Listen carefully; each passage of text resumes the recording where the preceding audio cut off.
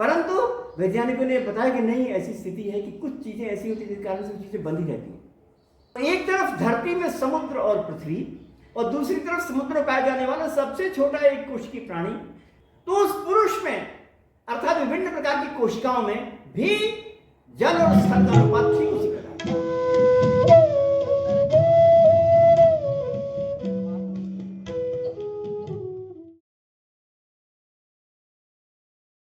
प्रिय महानुभाव, आज मैं आपके समक्ष संस्कृत मुहावरे एवं लोकोक्तियां इस विषय के 13वें अंक के साथ आपके समक्ष प्रस्तुत हूं।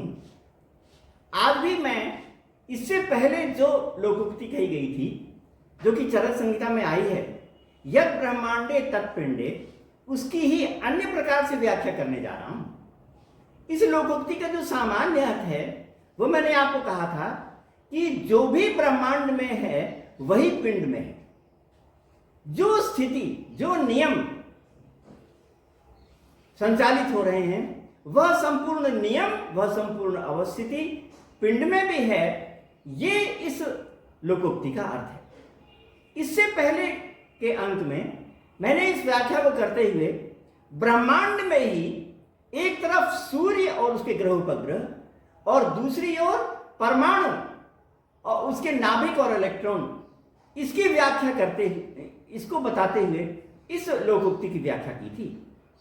और आज मैं आपके समक्ष यह संपूर्ण विश्व तथा दूसरी ओर हमारा पिंड अर्थात जीव का शरीर, इसके संदर्भ में अपनी व्याख्या प्रस्तुत करने जा रहा हूं।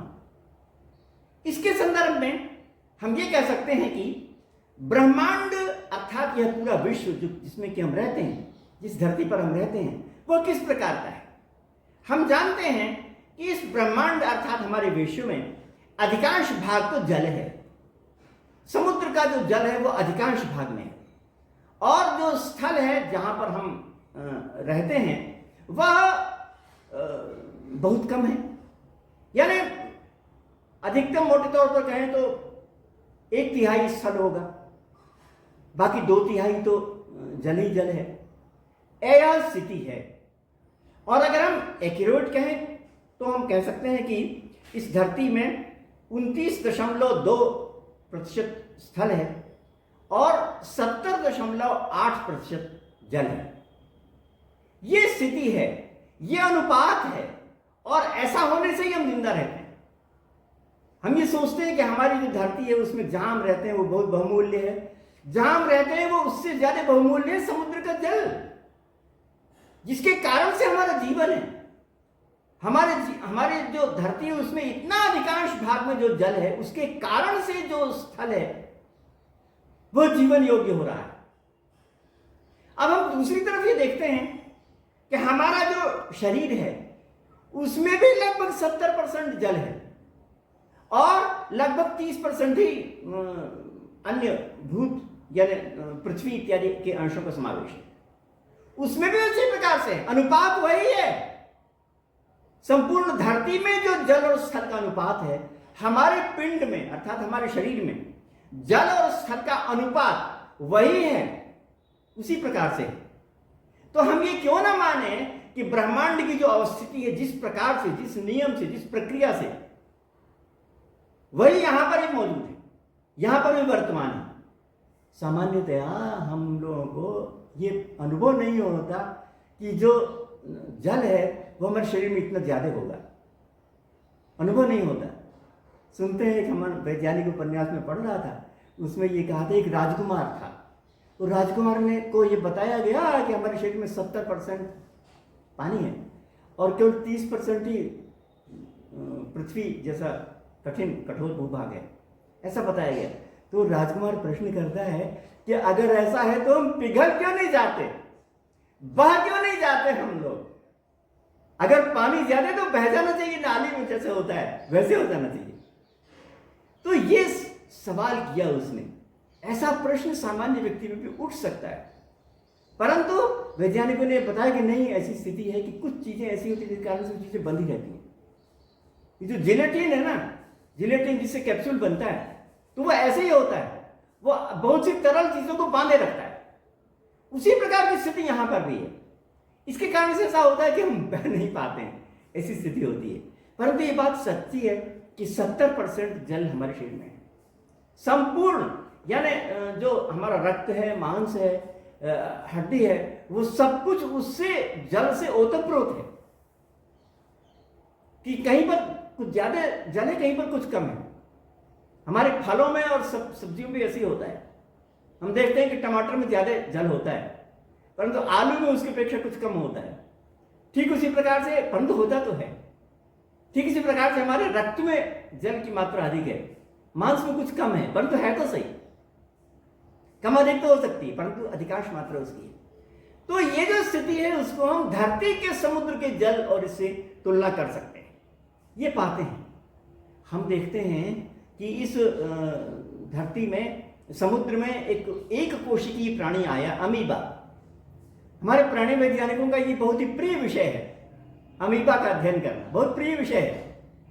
तो अमीबा का सामान्य जो अपने कोर्स में किताबें, जूलॉजी किताबें आती है, उसमें पहले अमीबा को पढ़ाया जाता है।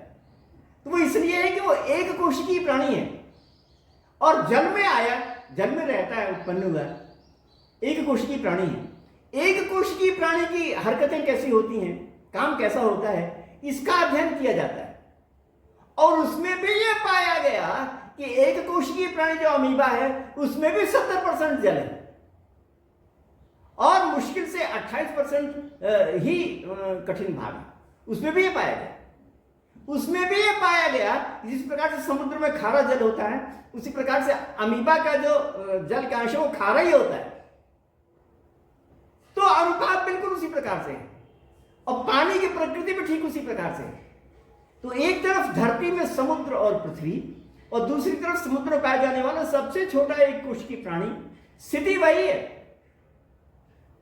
और उसके पश्चात हमारा जो शरीर है वह अनेक कोशिकाओं से निर्मित है, अनेक कोशों से निर्मित है, ऐसा हमारे प्राणी विज्ञान के विद्वानों ने बताया। और उसमें भी जितने सेल्स हैं, जितने कोश हैं, जितने कोष्ठक हैं, वो ठीक उसी प्रकार की स्थिति को बनाए हुए हैं जैसी अमीबा में होती है। अगर हम मनुष्यों के सेल्स का अध्ययन करना चाहें, करते ही हैं प्राणी विज्ञान में, तो हम ये पाते हैं कि पहले अमीबा को देख लीजिए तो कोष्ठक समझ में आ जाएगा। हमारे शरीर के जो सेल्स समझ में आ जाएंगे अगर हम अमीबा का अध्ययन कर लेते हैं तो हम ये पाते हैं कि हमारे सेल्स में भी वही चीजें हैं, वही जल और स्थल का अनुपात हमारे सेल्स में भी है। और हम ये पाते हैं कि हमारा जो शरीर है उन सब सेल्स से, कोशिकाओं से मिलकर बना है। हमारा जो पूरा शरीर है, हमारा जो हम जिसको प्राचीन ग्रंथों में नाम दिया गया है उसको हम पुरुष कहते हैं। और पुरुष की व्याख्या में लिखा गया कि पुरी शेते इति पुरुष। तो पुर माने नगर में, जो शेते माने शयन करता है उसको पुरुष कहते हैं। वैज्ञानिक रूप से हम इसकी व्याख्या कर सकते हैं कि पुर क्या है। पुर माने बस्ती क्या है, वो बस्ती है कोशिकाओं की बस्ती। इस वैज्ञानिक रूप से हम व्याख्या कर सकते हैं। आजकल के जो वैज्ञानिक मानते हैं कि हमारा शरीर कोशिकाओं से बना हुआ है, तो कोशिकाओं से बनी हुई जो बस्ती है ना, इतने करोड़ों करोड़ कोशिकाएं हमारे शरीर में जो रहती हैं, उनकी जो बस्ती है वो, उसका जो एक संकलित रूप है, उसका नाम है पुरुष। तो उस पुरुष में अर्थात विभिन्न प्रकार की कोशिकाओं में भी जल और स्थल का अनुपात ठीक उसी प्रकार का है। संपूर्ण पुरुष में जो जल स्थल का अनुपात है वही अनुपात एक एक कोशिका में भी है। संपूर्ण विश्व में समुद्र और धरती में जल और स्थल का अनुपात, उस प्रकार से एक कोशिका में जल और स्थल का अनुपात, उस प्रकार से इस बस्ती से बनने वाले जो पूरा शरीर है उसमें जल और स्थल का अनुपात एक ही जैसा है। कितना मनोरंजक है ये बात कहना, कितना उद्वेजक है ये बात कहना अपने आप में, ये जो चीजें हैं वो इस प्रकार से समान रूप से संचालित हो रही है। हमारे प्राचीन ग्रंथों में कहा गया कि जल से उत्पत्ति हुई है, जो मनुष्य की अथवा प्राणियों की जो उत्पत्ति हुई है ना, वो जल से हुई है। सबसे पहले जल में उत्पत्ति हुई और उसके बाद वहां पर हुई। मनुस्मृति ने कहा कि आपो नारा इति प्रोक्ता, ये जो जल है, आपा माने जल है, उसका नाम है नारा, ये नाम है। फिर कहा मनुस्मृति में